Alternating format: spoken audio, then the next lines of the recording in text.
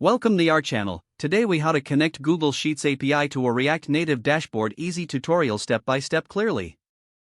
Start by creating a new React Native project using the command line. Open your terminal and run the command npx react native init my dashboard.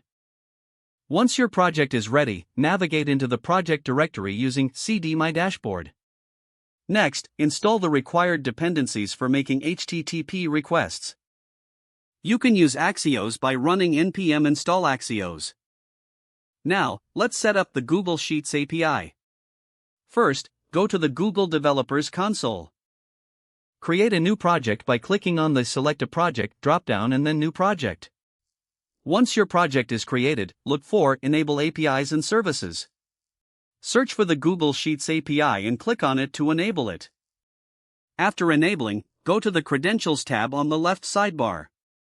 Click on Create Credentials and select Service Account. Fill in the details and click Create.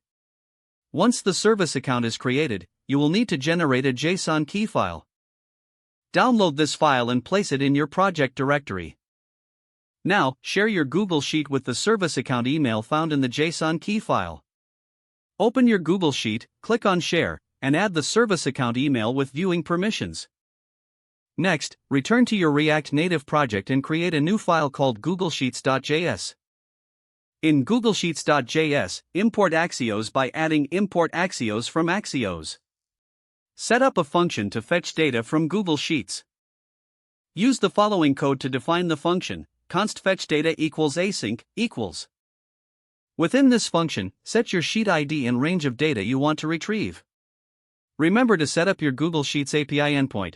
Const endpoint equals https://sheets.googleapis.com/v4/spreadsheet/$ left brace sheet ID right brace /values $$ left brace range right brace question mark key equals $. You can do this with const response equals await axios.get endpoint.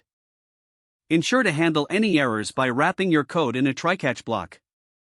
Now, call this fetch data function when your component mounts.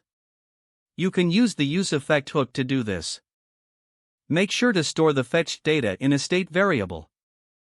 Use useState from React to manage this state. Finally, render the data in your component. Use a flat list or any other method to display the records neatly.